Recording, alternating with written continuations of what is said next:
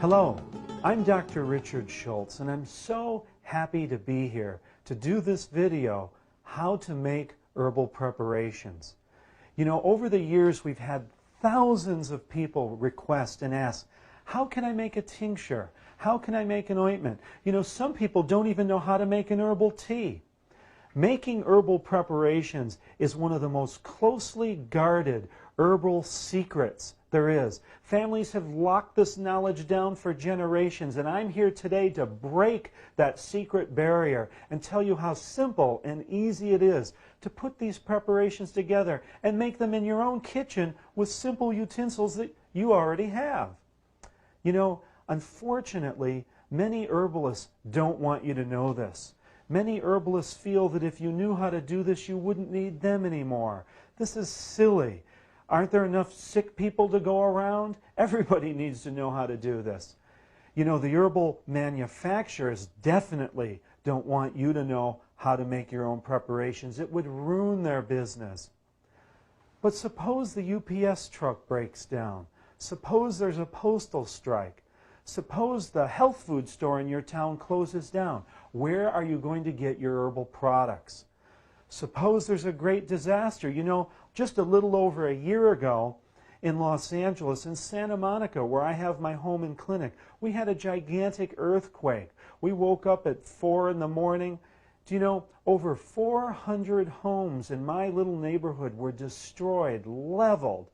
Every herbal preparation I had was broken, smashed, and on the ground. And if I didn't know how to find the herbs and make these preparations, I couldn't help the people that were knocking on my door within hours. But there's another reason I want you to know this. Know how to make it for yourself.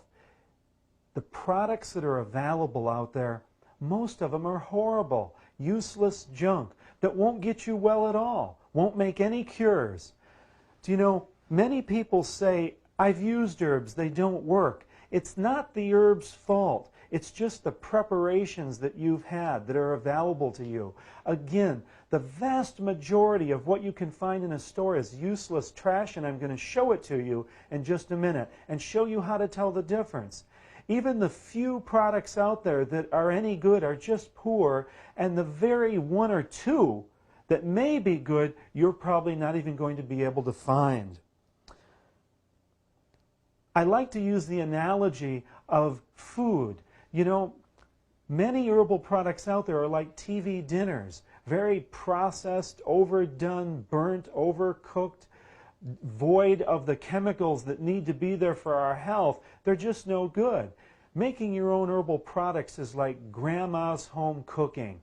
It's like what you would make in your kitchen if you spent all day putting something together. Of course it's going to be better. So get ready to learn the secrets of how to make your own herbal preparations.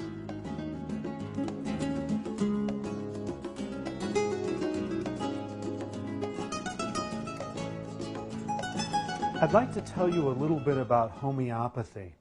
Homeopathy is actually a system of medicine. It was designed by a medical doctor well over 100 years ago. Homeopathy is really not herbology. They use some herbs, but in a spiritual or energetic way. The doctor that designed it believed that the spirit of the herbs would go into a preparation, or the energy of the herbs, if they were extremely diluted, thousands of times. In fact, this man used to suffocate live birds into the preparations because he believed the spirit of the bird would go in. They also use incredibly disgusting, in fact, some of the most disgusting things I've ever heard of, very similar to what medicine uses in pharmaceutical preparations. Homeopaths will use crushed live insects, and they'll also use pus from tumors and macerated tubercular lung and fecal matter and toxic minerals, lead, radiation. Only about half of their preparations are actually herbs, and then the herbs are so diluted, there's really no herb in there. There's just the energy of it. I have a tincture here, a homeopathic tincture of St. John's wort. Now, unfortunately, I have to hide the labels on most of these things, but I'll tell you about it. A homeopathic tincture of St. John's wort, as far as you're concerned, doesn't have any St. John's wort in it. St. John's wort is a gorgeous yellow flower, and when crushed turns blood red. Take a look at this. Does that look blood red to you? That's water.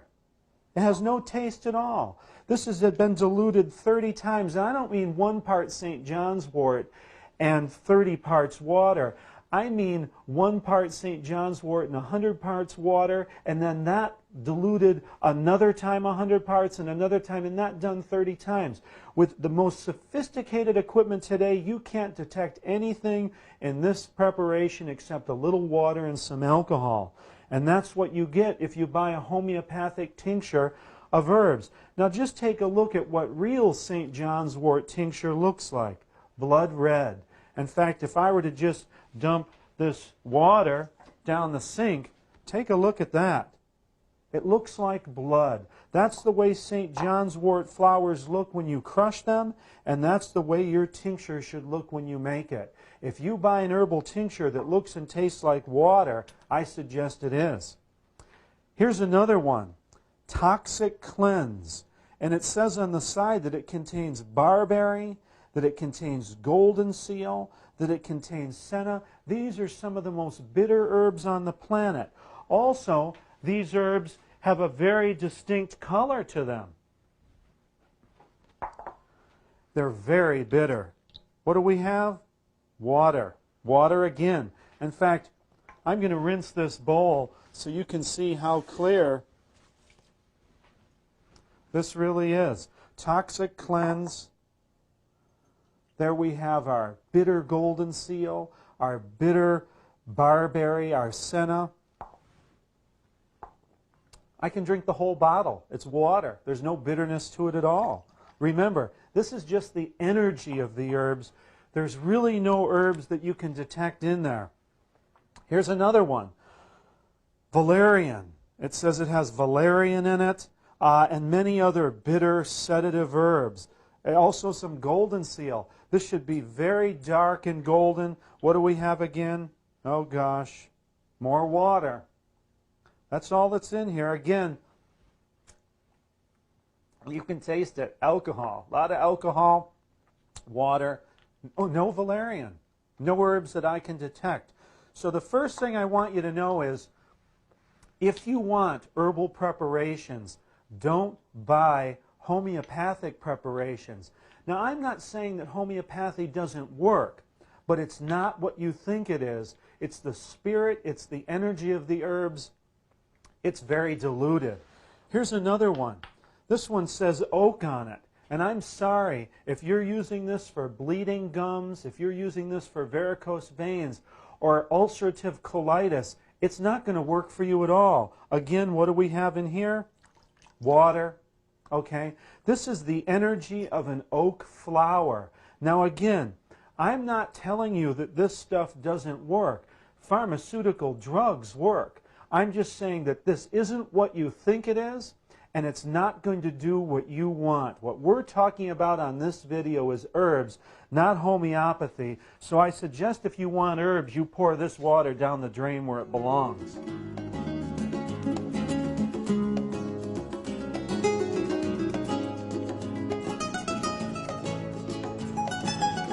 You know, Dr. Christopher always said, live under your own fig tree. What he meant was to use and eat the foods that grow in your area and use the herbs that grow in your area. I'd like to tell you a little bit about Chinese herbology, which should probably be called Chinese mineral, vegetable, animal gut, traditional healing.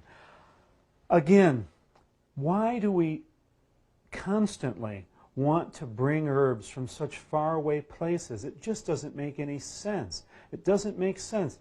When the earth was created, were all the great herbs 10,000 miles away from us?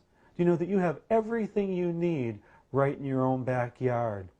But there's other problems with Chinese medicine. You know, they're responsible for making many species of animal on this planet extinct. A lot of people are, but I think we need to stop that. Do you know you can hardly find a tiger anymore because tiger bone was one of the most used ingredients, herbal ingredients, in Chinese preparations. And now they use rhinoceros horn. You know, rhinoceroses have been killed all over the world where they naturally exist for their horns. In fact, in Kenya, the government has cut the horns off all the rhinoceroses just so they won't be killed. And still, for the Chinese herbal trade, helicopter gunships shoot these rhinoceroses down just to cut the stump out of their head. In fact, I have a picture here and a newspaper article all about this. And there's things in the newspapers all the time about the destruction of animals for our herbal usage. We don't need to do this anymore. We just don't need to do it. In fact, I have a book here on Chinese herbal preparations. And listen to a few of the statements they make. It says here that this tonic contains over 40 herbs, 3 of which are male animal sexual organs. Excuse me, but animal sexual organs are not herbs. And throughout this book it talks about pearls and all sorts of things as being herbs. In fact, in this book I found gecko, which is that little lizard that crawls around. I found cordyceps, which is fungus off the head of caterpillars. There are many times they use deer antlers. In fact, if you walk in a Chinese herbal store, it smells like rotten flesh and bacteria. There's shark fins, there's dried fish, there's all sorts of toxic, bacteria-laden garbage there. In fact, they even have placenta in here. My God, where did they get that from? And tortoiseshell. And last I knew, on my last trip to the rainforest in Costa Rica, tortoises are an endangered species. You know, the American Indians had a pharmacopoeia for their health, and 80% of it was also squirrel glands and animal guts. And the Chinese system of medicine is over 6,000 years old, but this is 1995. We don't need to use animal guts anymore. We have gorgeous fruits, vegetables, seeds, grains, nuts, sprouts, and herbs we can use for our healing. So please, check if you're using a Chinese preparation. It probably has these substances in it. And again, this is very old traditional medicine, not the herbology that we're talking about.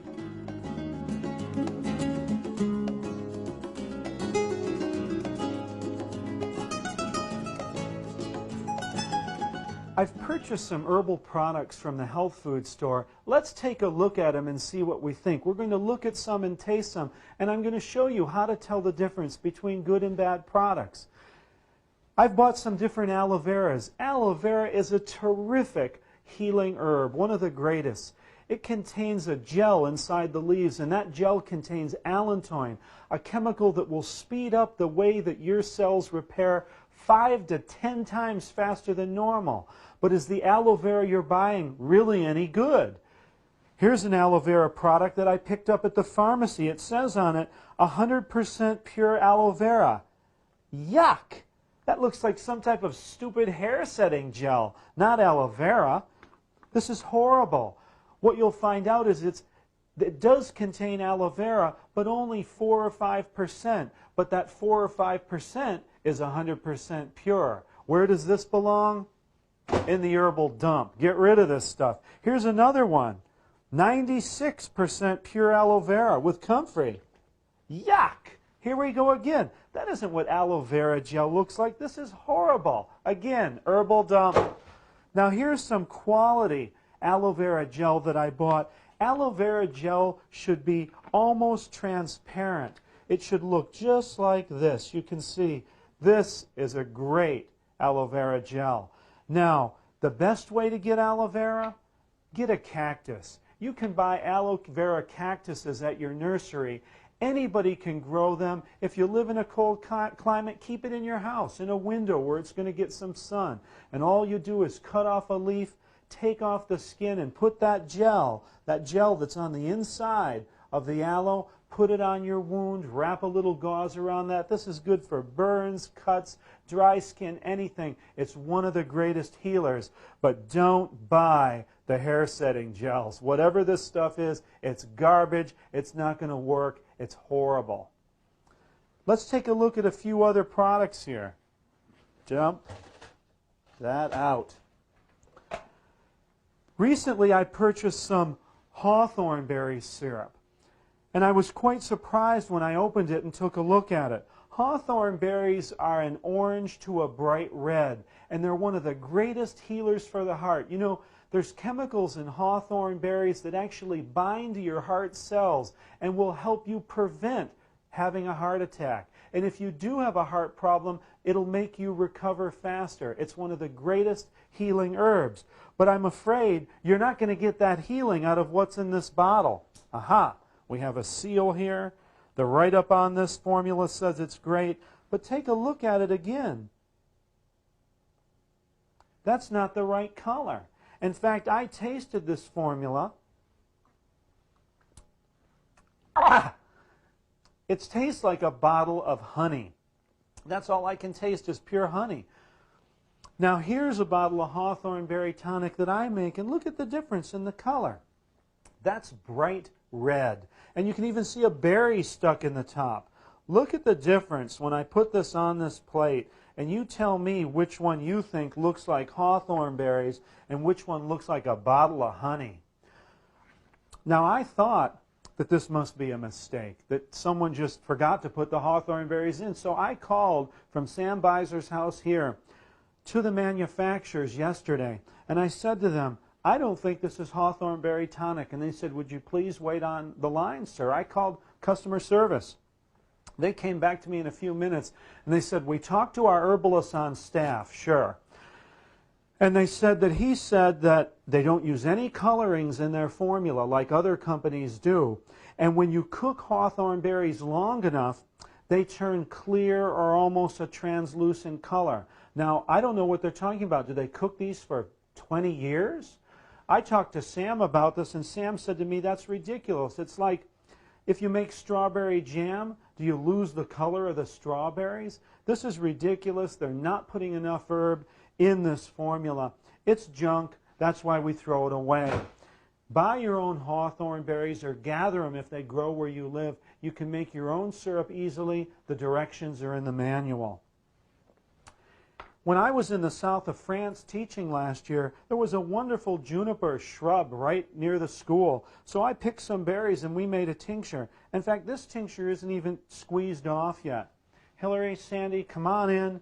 We're going to have some live taste testing here to see what this tastes like. Now again, this isn't even squeezed off, so it's lighter in color than normal. But we're going to taste this. It generally, to me, tastes like juniper, which is like, has a bit of a piney taste to it. It does have a piney taste. Yeah. Tastes like pine tree. Yeah, exactly. It tastes a little like nice. Pine, menthol. Now here's a juniper that I bought.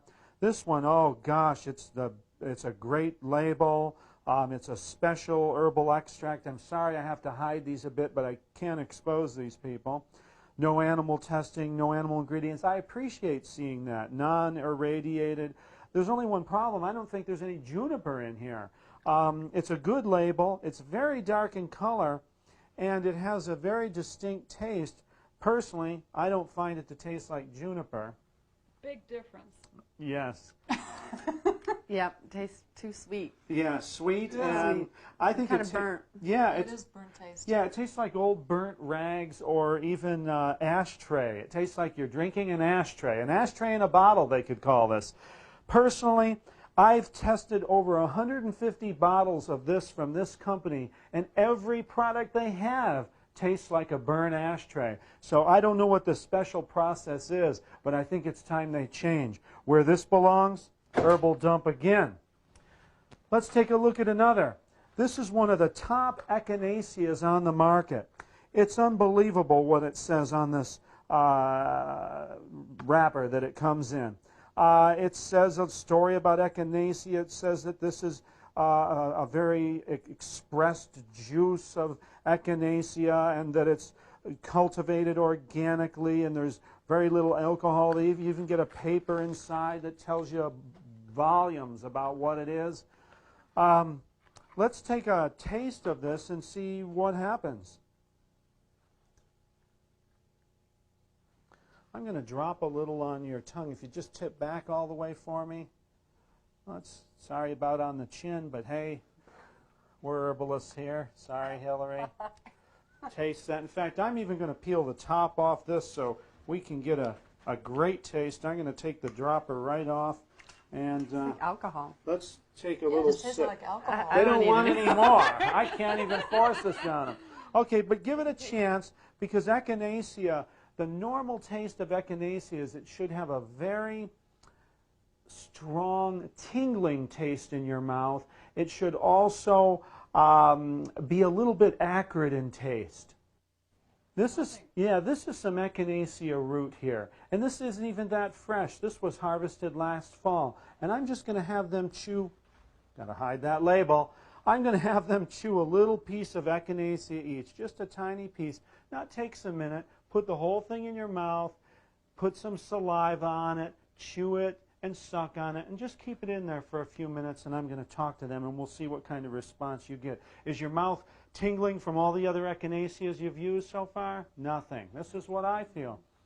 You know, I talked to people about this. One so-called herbal expert told me, well, the part of echinacea that makes your mouth tingle is called an isobutylamine. And they told me about, well, they use a different species of echinacea.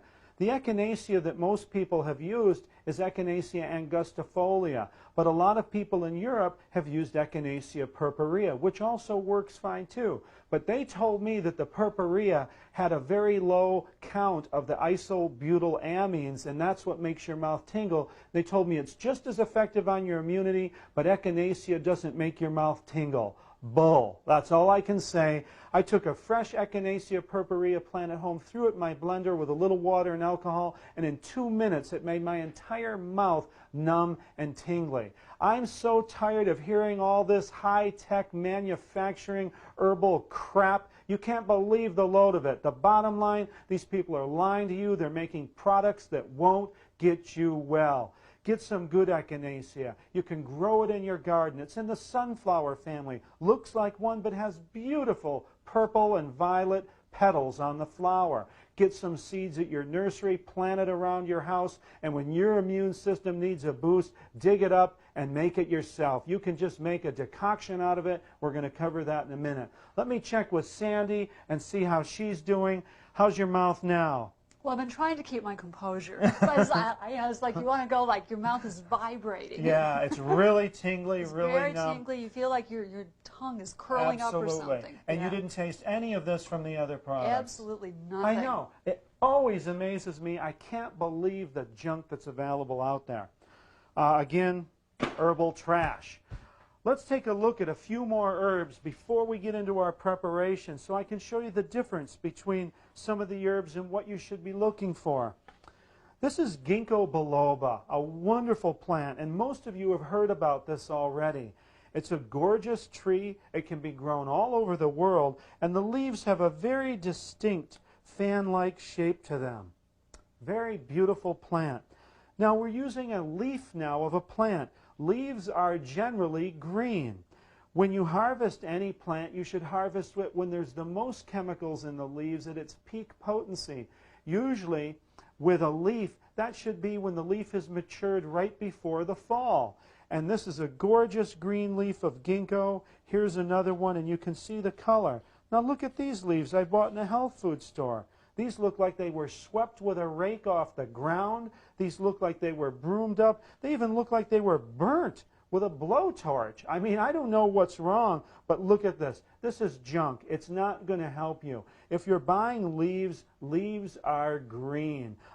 Unless there's something very different or odd about the plant and you know it has a yellow leaf, leaves should be green and should look green. You can see the big difference here in the ginkgo. This is horrible, dried out, swept off the ground. Who knows what ginkgo? This is very gorgeous green color. Always look for the color when you buy herbs. Here's another example here. This is red clover. Red clover should be a bright purple. When it grows, it's a very nice, bright purple color. But at a certain time in the fall, when it's reached its peak, it turns brown very quick. Unfortunately, people that mass produce herbs and pick too many, they wait till it gets brown or it got too late, and then you end up with this dried up brown red clover that's not going to do you very much good. And look at the quality of this. Here's something. This isn't red clover. This is a blade of grass, dried grass here. Here's a stalk from another plant. This is just, you know, someone mowed their lawn and threw it in an herb bag.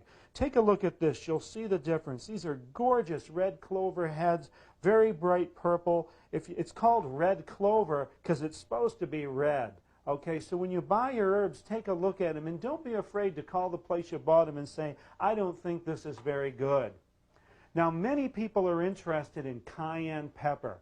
People have asked me thousands of times over, where do I get cayenne pepper? Well, let's take a look at some cayenne pepper here.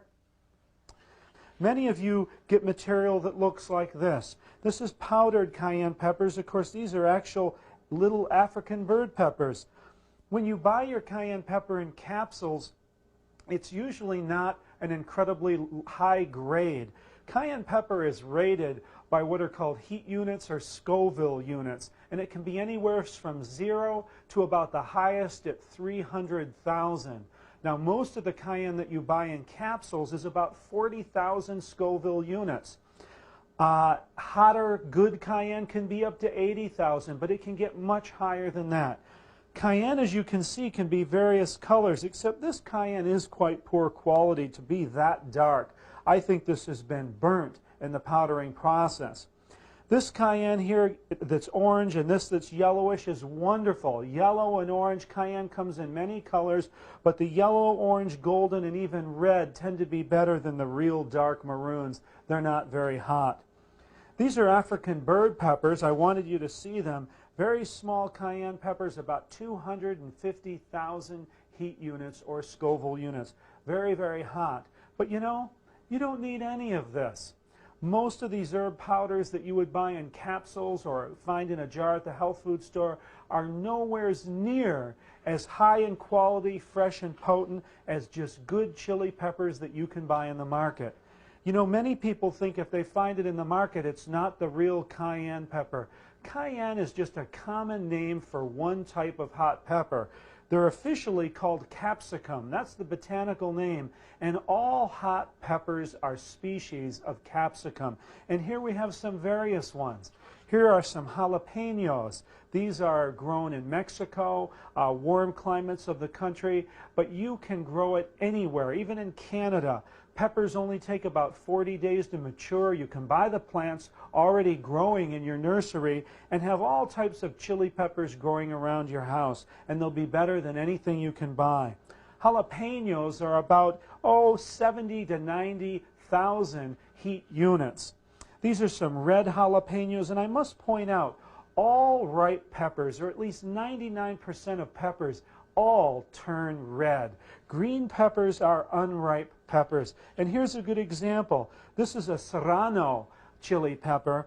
This pepper is about 150,000 heat units, and you can see that as it's aging, it's turning orange, and this will eventually turn bright red, or at least it would have if it was allowed to stay on the vine longer. Peppers are only picked in their green state because in their green state they ship better, they're harder, and of course in their red state they go off much quicker, they go rotten, and they can be damaged because they're much softer. So everybody's selling unripe peppers. So if you buy them from the grocery store, at least let them sit around and mature a little bit, but grow your own peppers. It's wonderful.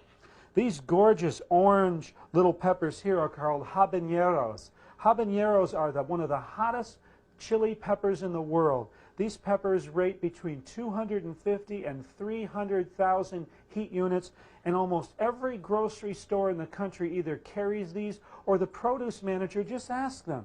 Say that you want the hottest chili peppers that you can find, and anybody working in the produce area will order you hot peppers. I asked the man locally in this small town, and he told me that he would gladly order us 5, 10 pounds, whatever we want, and have them in with a day or two. So don't forget your fresh hot chilies, probably a lot better for you, certainly better for your heart and your circulation, loaded with more vitamin C than would be void out of this, and certainly a lot cheaper. Just buy hot chilies, grow them yourself. Now, a lot of other people ask, well, how do I use these chilies? It's easy.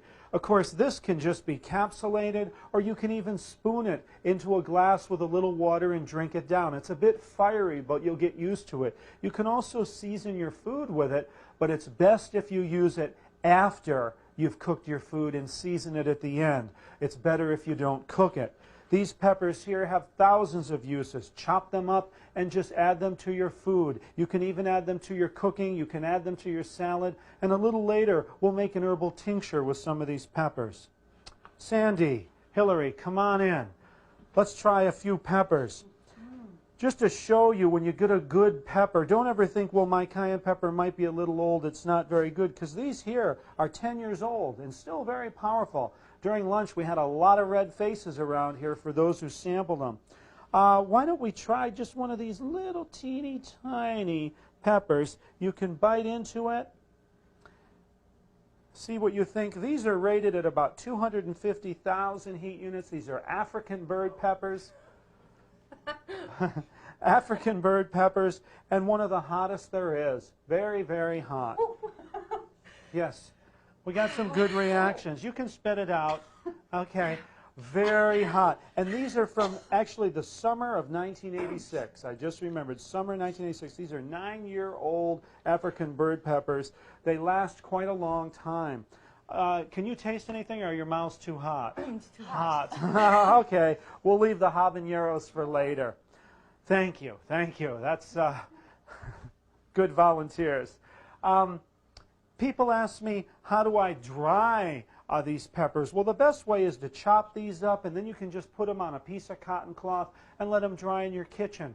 But generally, for any herb, if you go out and forage leaves or roots or whatever, what I do is just use cotton string. Go ahead and tie it on the handle of a cupboard or a door. String it up in your kitchen from one side to the other, or right across like this. And then on that cotton string, you can easily just take your herbs and clip them on with a clothespin. That's all I do. Gather your leaves, your roots, your berries, your peppers, whatever. String it up in your kitchen, clip it on with a clothespin, and they'll dry really nicely like that. Remember, just keep them out of the sunlight, because the sun can bleach the plants and also cause the chemical properties of the herbs that you want to be depleted. Here's a few more herbs I just thought I'd show you. Many people ask about black walnut hulls. These are dried black walnut hulls. Black walnut hulls should be black or very dark brown, and you can see what the material looks like inside. This is what we want. This is the strongest part of the walnut, not what the walnut shell is itself, and not the skin, but what is inside. This is very high in concentrated iodine. And here's some lobelia, another popular plant, but many people, when they buy lobelia, it just looks like ground up powder. Lobelia, the strongest part of the plant are the pods. These are the little, it's called lobelia inflata because the seed pods actually inflate when they mature. And inside each one of these pods is a number of small little tiny seeds. So you can see, if you buy your lobelia, try to make sure that it has some pods on it. This is the best part. Hillary, Sandy, come on in here for a minute. I'd like you to taste one of these lobelia pods and just chew it up and swallow some of the saliva and tell me what it is you notice in a minute. Remember, in the manual, we give you numerous people that we think offer you the best quality herbs, but we wanted to show you a few so you know the difference between good and bad quality. What do we notice from that? A very scratchy feeling on the back of the throat. Yeah, you can feel it when you... And see, that's... How about you, I Sam? feel like you're getting a sore throat. Yes, absolutely. And see... The roof of your top of your roof, back of the roof of your mouth. And Yes, down. absolutely. Lobelia is very interesting in the way that it causes scratchy and itchiness on the back of your throat. It's one of the signatures of that plant. Now you know what it should be like. Make sure you get good quality lobelia.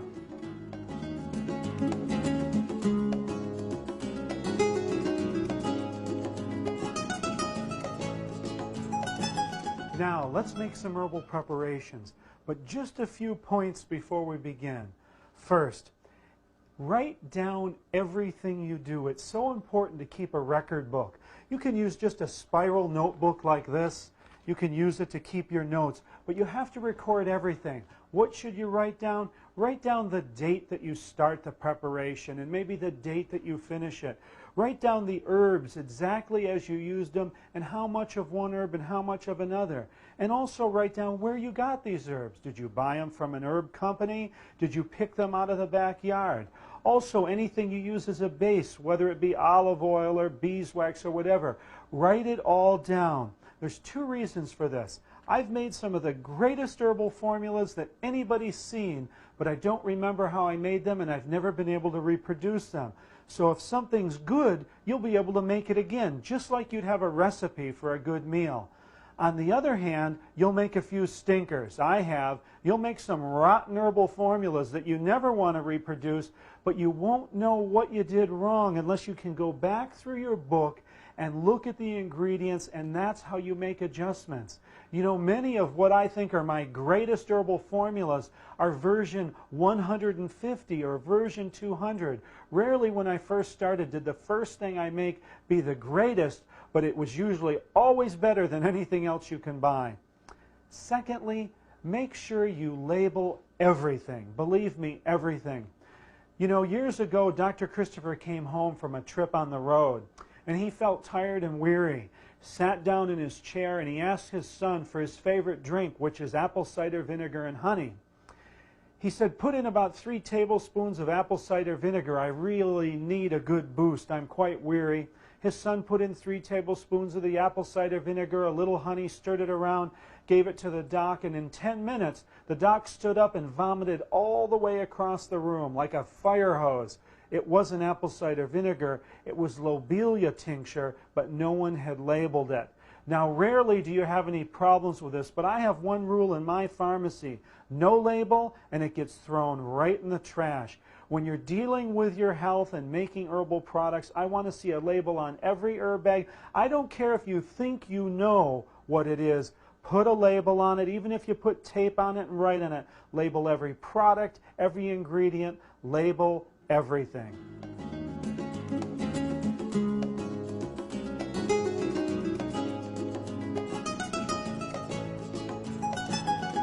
Let's start talking about herbs that we use for nutrition.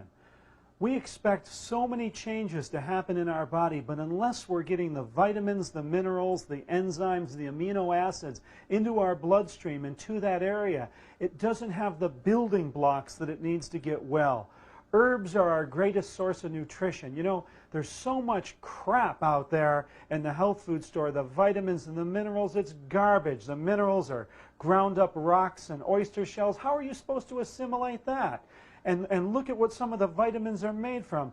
Vitamin B12, cyanocobalamin, most of that's made from activated sewage sludge. My God, who would want to put that in their mouth?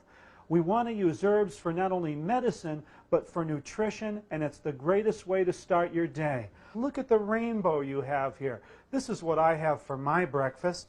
Look at this, the purple of the beets, the deep purple of the dulse, the orange of the rose hips, and the various greens from the grasses. You know, the alfalfa, the barley, and the wheatgrass have almost every vitamin and mineral known. And if you're missing something, go to the seafoods, the spirulina algae and the chlorella algae. I suggest that you use alfalfa and barley and wheatgrass and chlorella and spirulina and rose hips and spinach powders and beet powders and mix this all together and make a morning drink. That's what we're going to do here, and this is the way to start your day. It's so simple. So many people say to me, I don't know how, and it takes so much time, and I'm not going to be able to do this. I mean, give me a break. Relax, breathe, use your common sense, your intuition. It's not tough at all. This is how I start my morning every morning. A couple spoons of this type of a mix in a blender. Everybody has a blender. You can buy a cheap one for $16, and it'll take you years to wreck it. It's very important measurement here, 8 ounces. Put a splash of some of your favorite juice in there. That's all you have to do. Put a little bit of water. I put 8 ounces of water and 8 ounces of juice, but you can easily use some cut-ups, apples, pears, any of your favorite fruits and juice. That's all you have to do. You put the top on, run the blender. There it is. Breakfast of champions. That's the way to start your day, with an herbal drink. Not with some toast or some eggs that are going to make you sick or take 5 or 6 hours to digest. You don't get the nutrition from that till 2 in the afternoon. You want an energy lift, you want to feel good in the morning. Put some herbs in the blender with some juices, put a little fruit in, make a drink. That's the way to start your day.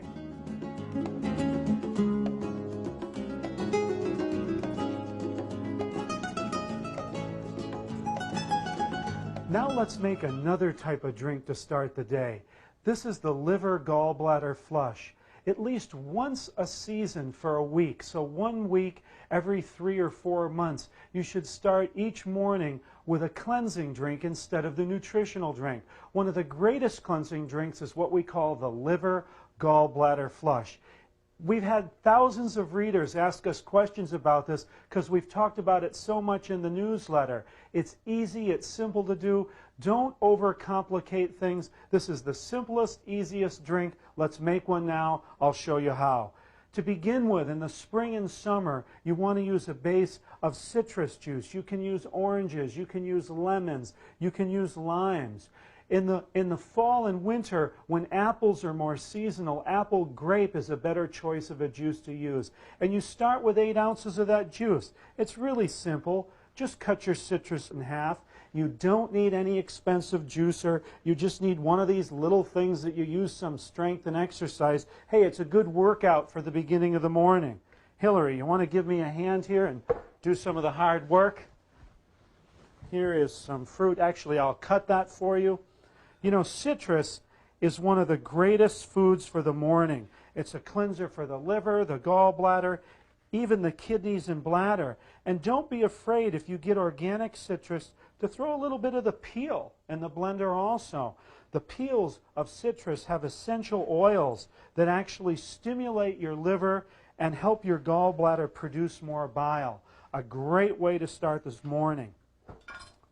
Okay, so just juice away there. Wow, this smells great. You should smell those oils. Smells great. It's incredible. Lemons, limes, oranges, grapefruits, tangerines. Use different combinations. Remember, we're not building a computer here. Just put citrus juice. Get about 8 ounces in here. We also will put in about 8 ounces of water, just to water it down a little bit. Remember, juices are very concentrated. It's nice to water them down. There's a couple other great ingredients that we want to make sure we add. Garlic is a good start. Garlic is a disinfectant to the system. It's a broad-spectrum antibiotic. It's antiviral. It's antibacterial. No self-respecting bug, germ, or parasite will live in your body when you use garlic. Believe me.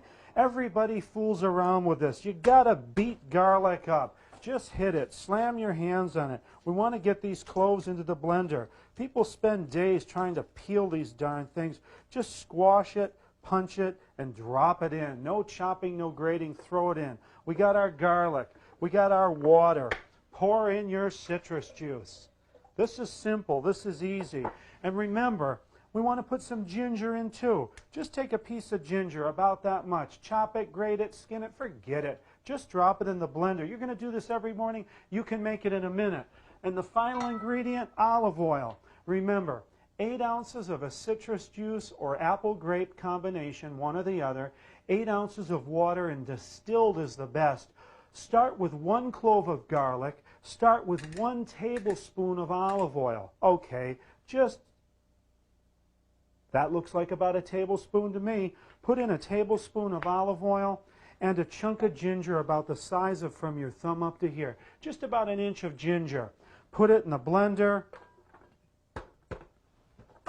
Turn it on.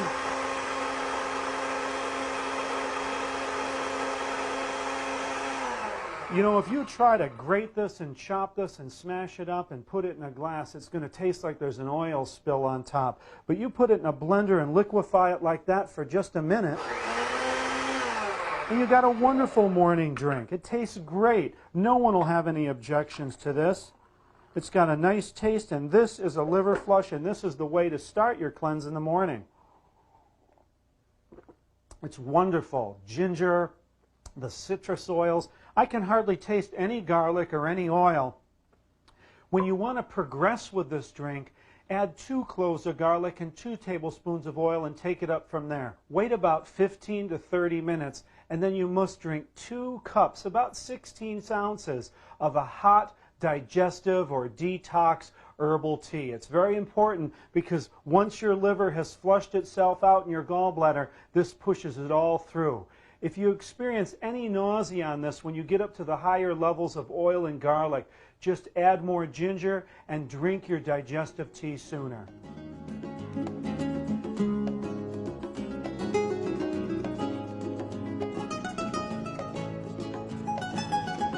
One of the greatest simple cleansing drinks that you can make in your home that I suggest everybody do periodically, but especially during a fast or anytime you're doing a seasonal cleanse, is called a potassium broth. Sometimes this is referred to as a potato peeling broth, but every natural healer for the last 200 years suggested making a mineral broth out of vegetables and vegetable peels, simmering it for a few hours, and drinking that broth to flush mucus, to flush toxins and waste out of your body. And let me show you my basic recipe to make a great potassium broth.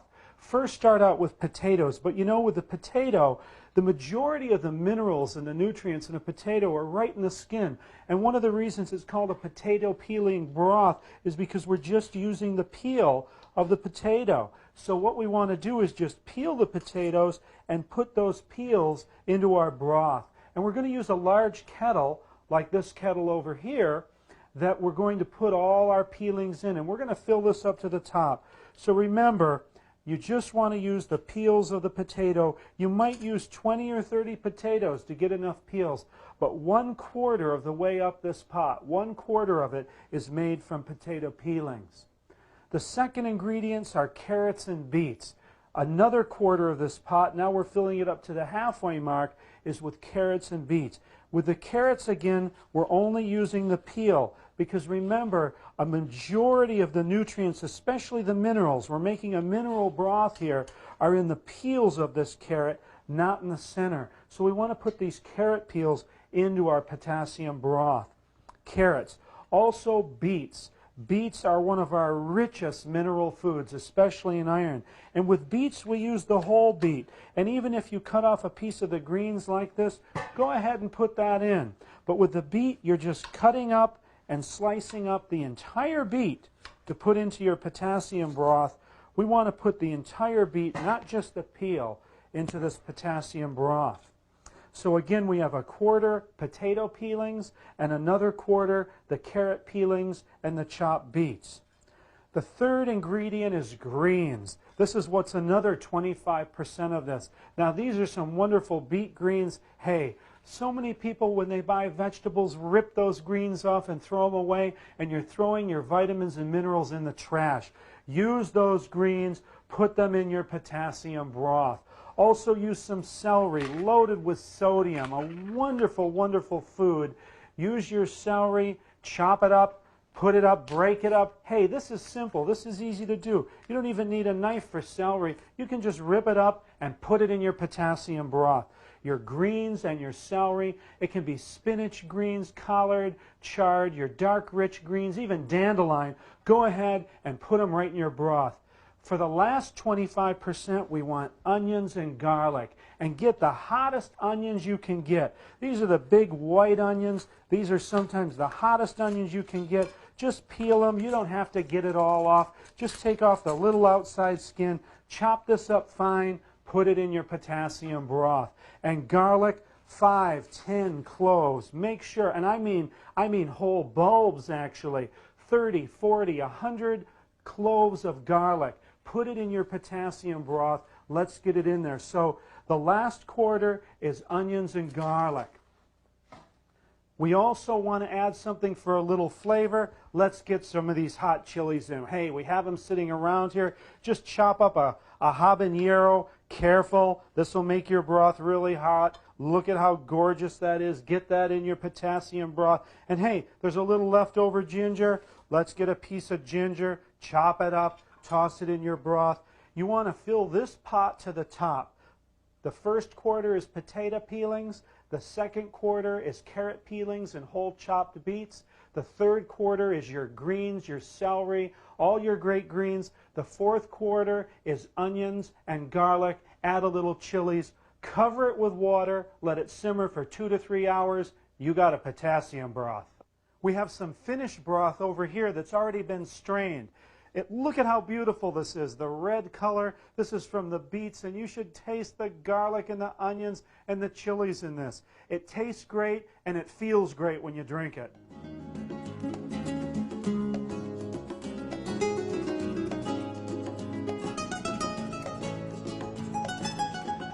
Let's talk about using herbs to clean and cleanse the eyes, the sinuses, the whole head. There's some great ones. They're so simple. Look at this, a white onion. People have come to me for years asking me, do you have anything for conjunctivitis? All conjunctivitis is inflammation of the eye, and it's due to a blocked tear duct. Do you know how to unblock that tear duct? Get in your kitchen and chop some onions. Do you know that just in the odor of onions alone, there's antibacterial properties? Chop some onions, eat some onions, you'll never, ever have conjunctivitis again. A great clearer for the eyes and sinus. There's another wonderful herb, horseradish, and you can buy fresh horseradish root in almost every grocery store. And again, if it's not there, ask the produce person to get it for you or to order some. What we're going to make now is an herbal snuff. You know, for hundreds of years, herbalists have used powdered herbs and snuffed them up the nose to clear those sinuses. You know, over in England, they put drills up into the sinus cavities. Modern day doctors, drills up into the sinuses to clear and free those sinuses. And do you know, in this country, I've had patients that have had hypodermic needles thrust up their nose, jabbed into their sinuses, and cortisone injected. This is torture, and it's ridiculous. A few herbs powdered up, and we'll clear those sinuses right out. This is what I call my herbal snuff, and there's only 4 ingredients to this herbal snuff. The base of it is 50% golden seal and 50% bayberry bark, and we're going to make some right here. Golden seal is a very bitter herb, but it's a wonderful herb for the throat, the eyes, and the sinuses. Golden seal is a very good antibacterial plant. Can someone hand me a spoon here? And we'll spoon this right out. I have some bayberry bark here that we're going to use next. Anybody can order these herbs and make it at home. Now I suggest we're going to be just about 1 spoon of golden seal. Then we're going to get our bayberry. Our bayberry bark is a mild to medium astringent. It will tighten up the sinuses and ease the congestion. What we're doing is we're making a 50-50 blend of the golden seal and the bayberry, and just shake it up in a canning jar. A canning jar, everybody has them. We have multiple canning jars here we're going to be using. This is just a very small one. Shake it up, that's all you do. And now we have a base of 50% golden seal and 50% bayberry. To that, you add some cayenne and garlic. But I say to taste just a little bit. And we're going to take some of this 180,000 Scoville unit cayenne, just put a pinch in. And I also have some wonderful garlic powder. Now, why do I say wonderful? Smell it. Oh, boy, it smells like fresh garlic. You know, so many powdered herbs are burnt and dehydrated and void of their oils. They just have nothing left in them. And we put a pinch of our garlic in there. That's all it takes. How do you know if you have enough? Shake it up and breathe it up your nose. Now I have some finished here. Hillary, Sandy, why don't you come on in here and we're going to try some things out. Actually, I'd like to have a little piece of horseradish root first. You got to be strong to be an herbalist. These horseradish roots here are wonderful. You know, just like the allicin in garlic, horseradish root is activated by chopping and cutting it up. I'm going to give you each a slice and just bite off a piece and chew that, and let's see what it tastes like and what you feel. A very powerful plant that we forget about. Inside the horseradish, there are 2 cells, a fiber cell and a liquid cell. And when you bite it and chew it and grate it, what do we got here? What am I missing? Wow. Wow. Wow. I got a little lightheaded off that. Yeah, a little bit. Burns your tongue. Yeah, it's very strong. Ooh, and see, you goes can right up smell through your this nose. root, and you don't smell anything. But when you cut it and break those oil cells onto the fiber, it's a chain reaction, a chemical reaction that actually makes this volatile oil that you smell now and that really clears out your sinuses. The same with garlic. The allicin is produced by the action of the liquid cell on the fiber cell. So a lot of these herbs you've got to chop up, and it creates the chemical. Now imagine if we chopped this, powdered this, and then shipped it somewhere. There'd be very little left of that vital energy, that vital force, those volatile oils. It wouldn't do this. This goes right through your nose. That's right through your nose. And we didn't even snort it. I didn't start. I have some snuff already made up here, and so let's try some. Could I ask you to take your glasses off, because if you sneeze, I don't want them to fly off. Just take a little bit of snuff. You can just put it anywhere on your hand. And what I want you to do, let me explain this first, is first you put one finger over one nostril, and then put it up to the other nostril and breathe in deeply like you're trying to take it all the way to your back. I don't want to see any you really got to drive this snuff. The higher it gets, the better it works. So let your breath out, hold that nose, and take it in deep. Hillary wants some more. Yes, a good herbal student here. Okay, let's go ahead and snuff that up into the sinuses. Good. Wow. And I'll give you some for the other side. I feel it. Yeah.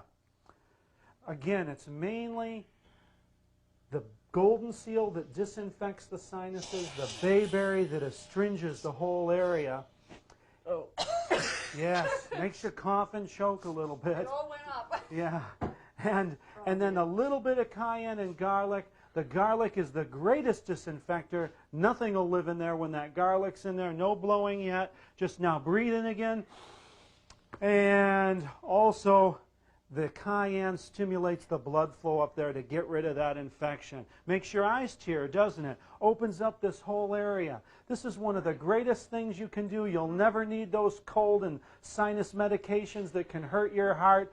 This is the way to clean those sinuses out. I've never seen anybody that couldn't unblock their sinuses using this and other herbs for their sinuses. How are we doing?